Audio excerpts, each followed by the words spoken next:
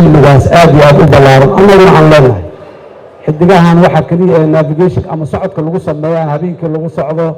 maxaan ku yiraahdaa xilliyada kala duwan lagu qiyaasto badda haddii la marayo lagu safro marka aqoonaan leenahay laakiin dee aqoonteena intaan meel iska dhignayaan xoogaa midii buugaagta ku mashquulan marka inaa cilmi baaris laga sameeyo aqoonteennii iyo tii buugaagta iyo maxay ku kala duwan yihiin iyo maxay ka siman yihiin aad iyo aad umada waxa ugu yar ee muhiimadda ay leedahay waxaa inaan naqaano magacyada xidigyada magaca Soomaaliga ay leeyihiin magaca Soomaaliga ay leeyihiin in mid walba waayii hore intaan kambaska la keenin intaan Google earthka aanu imaanin sidii aan u isticmaali jirnay xidigaha marka wax aad iyo aad loo farxo waaye iyo لأن qoraalku wuxuu wataa akhrisoo wataa qof aan wax akhrin waxa ma qori karo macnaha qofkii buug qoray intuu doonaha la ekaadee buuggaasi intuu la egyahay 3 jibaar 4 jibaar 10 jibaar 100 jibaar uu soo akhriyay buugaag ah si uu buuggan u qoro ama ugu yaraan u soo wareystay dad waxaan sidii ahaan jireen ama meesha ka yimaadeen marka meesha la isku dhaafana waa akhriska waay in wax la akhriyo waxay aad iyo aad waxaan jeclaan lahaa inaad baartaan adduunyada sida wax akhrido statisticska average jiro Yurub sanadkii meeqa buugaa la akhriyaa Mareykanka sanadkii meeqa buugaa la akhriyaa Afrika meeqa buugaa la akhriyaa caalamka carabta meeqa buugaa la akhriyaa haddaad aragto oo nambarada aad fiiriso waxaa si toos ah kugu soo baxaya sida loo kala horumarsan yahay sida dad dib u dhacsan oo buugaag badan akhriya ma arkaysid dadka buugaagta badan akhriya sanad walba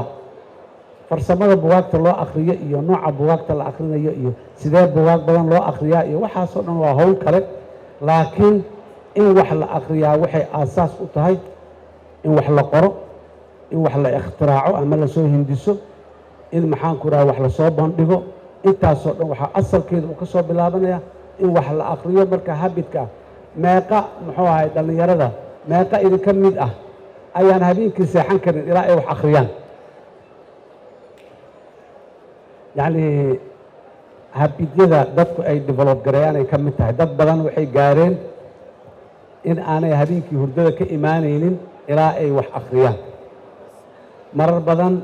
qaarkeen waa sameynaa qaarkeen waxaa laga yaabaa filimada inaan ku aragno carruurta ayadoo yaryar marka la seexinayo hooyada ama aabbaha inay inta u yimaadaan ay wax u akhriyaan sheeko yar in loo akhriyo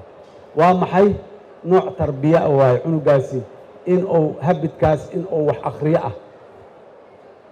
inuu develop gareeyo oo ku weynaado oo ku soo barbaaro ayaa la rabaa marka waa mahadsantiin aad iyo aad mar kale waxaan u hambalyaynayaa dadka soo abaabulay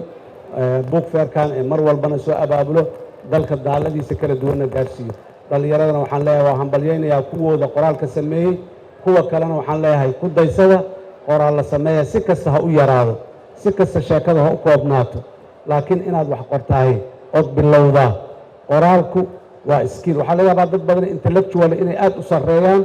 laakiin farsamada skillska qoraalka ay ku liitaa qoraalku waa skill waxayna ku timaadaa inta hadba aad wax qorto ayaad noqotaa qoraal fiican marka mar kale iyo mar kale waa idiin hambalyaynayaa waxaana idin leeyahay mustaqbalku waa fiican yahay Soomaaliya wax qorto wax akhriso aan ka shaqeyn waa mahadsantiin aad iyo aad